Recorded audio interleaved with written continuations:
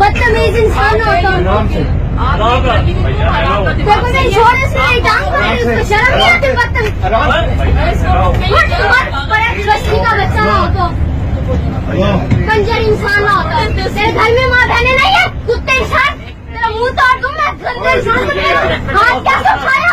दोस्ती के बच्चे, तू हाथ मेरे ऊपर कैसे उठाया तूने? तू टर्मिनल पे आ। टर्मिनल पे आ, क्या कर लेगा तू? तुझे तमीज नहीं है? ठीक है, देखें जो कुछ भी है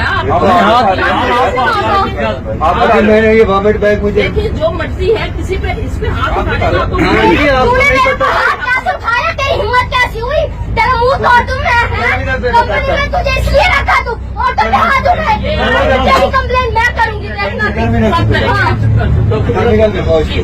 टांग पकड़ी नहीं, तेरी जरूरत कैसी मुझे हाथ लगाने की? बदतमीज इंसान, तुझे मैं यही चिरवाऊंगी, तू टेंशन ना ले। हाँ टर्मिनल, जाके देख लूंगी मैं टर्मिनल।